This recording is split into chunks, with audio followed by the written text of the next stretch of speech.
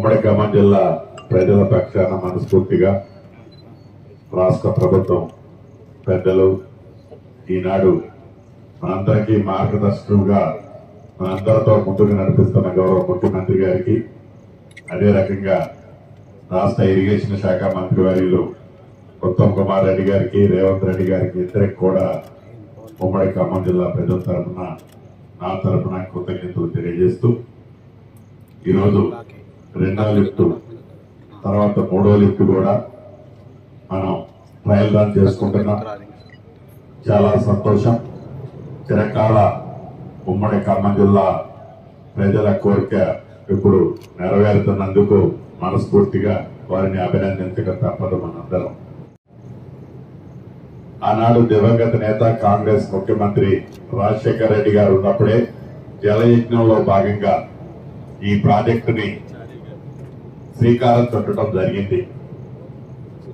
దాన్ని రాష్ట్రం సాధించుకున్న తర్వాత గడిచిన 10 సంవత్సరాలు ముఖ్యమంత్రిగా ఎవరైతే పరిపాలించారో ఆ మహానుభావుడు దాన్ని రీడిజైన్ పేరుతో ఈ సీతారామ ప్రాజెక్టుని సుమారు ఒక 9 టైమ్స్, అంటే ఆనాడు 2400 కోట్ల రూపాయలు ఖర్చయ్యే రాజీవ్ సాగర్, ఇందిరా సాగర్ ప్రాజెక్టుని ఇప్పటికే 18,000 కోట్లతో ఈ సీతారామ ప్రాజెక్టుని రీడిజైన్ పేరుతో మొదలెట్టి, ఈ మొదలెట్టింది కూడా తలా తోక రెండు ఏదో తెలియక అక్కడొకటి గుంటలో తవ్వుకుంటా పోతే ఈ ఇందిరమ్మ రాజ్యం వచ్చిన తర్వాత వాటన్నిటినీ స్ట్రీమ్ లైన్ చేసి వీటిలో ఫస్ట్ ప్రయారిటీ దేనికిస్తే బాగుంటది.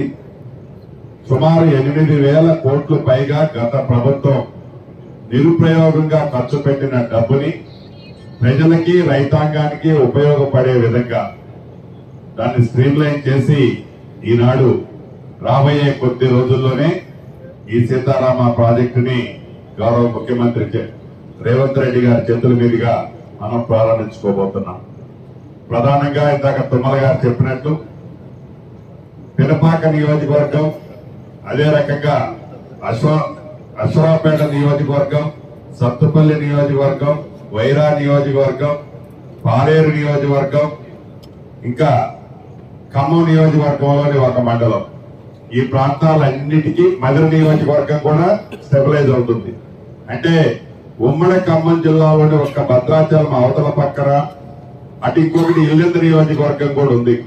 ఒరిజినల్ గా దీన్ని డిజైన్ చేసినప్పుడు ఆనాడు రోళ్లపాడు అనే ఒక ప్రాజెక్టుని ఇల్లెందు నియోజకవర్గానికి కూడా ఉపయోగపడే విధంగా ఆనాటి ముఖ్యమంత్రి అక్కడ కూడా శంకుస్థాపన చేశారు. ఇందాక తుమ్మల నాగేశ్వరరావు గారు చెప్పిన దానికి ఇన్ఎక్షన్ గా ఇల్లెందు నియోజకవర్గం రైతులకు కూడా మనం ఆదుకోవాల్సిన అవసరం ఉంది ఉత్తమ్ గారు. అదే రకంగా భద్రాచలం కూడా ఇక్కడ లెఫ్ట్ ఓవర్ అవుతుంది.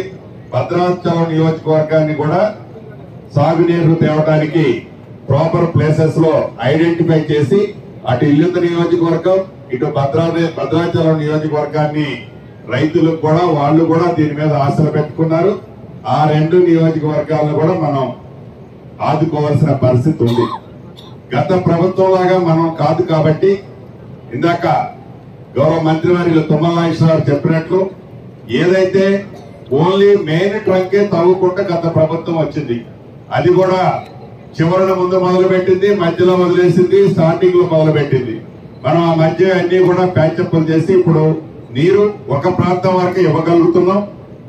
అదే రకంగా డిస్ట్రిబ్యూటరీ, అదే రకంగా ఫీల్డ్ ఛానల్స్, ఈ రెండింటికి టాప్ ప్రయారిటీ ఇచ్చి వాటిని యుద్ధ ప్రాతిపదిక మీద టెండర్స్ కాల్ఫర్ చేసి ఈ ఆయకట్ట ఏదైతే డిపిఆర్ లో మనం చూపించామో, డిపిఆర్ లో చూపించిన ఆయకట్టుని సాగులోకి తేవాలంటే మెయిన్ ట్రంక్ తవ్వటం చాలా కంఫర్ట్, డిస్ట్రిబ్యూటరీ చేయడము చాలా టైం పడుతుంది.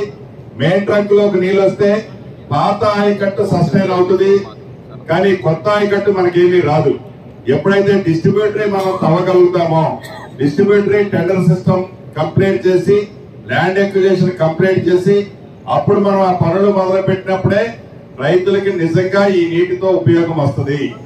దాన్ని డిస్ట్రిబ్యూటరీ టెండర్స్ కూడా కాల్ఫర్ చేసి వాటిని వర్క్ జరిపించే విధంగా చర్య తీసుకోవాలని, లెఫ్ట్ ఓవర్ అయిన ఇల్లెందు, భద్రాచలం నియోజకవర్గాలకు వీటితో పాటు వాటిని కూడా ఫర్దర్ గా ఆ రైతులకు కూడా మనం భరోసా ఇచ్చున్నాం. అక్కడ కూడా నీరిచ్చే విధంగా చర్యలు చేపట్టాలని మనస్ఫూర్తిగా గౌరవ నీటిపారుదల శాఖ మంత్రి వర్యులు ఉత్తమ్ కుమార్ రెడ్డి గారిని కోరుకుంటూ మరొకసారి ఉమ్మడి ఖమ్మం జిల్లా ప్రజల పక్షాన అభినందనలు, కృతజ్ఞతలు తెలుపుతూ నేను సెలవు తీసుకుంటున్నాను. అసలైన తొలి వెలుగు. ఫాలో వాట్సాప్ @తొలి వెలుగు official.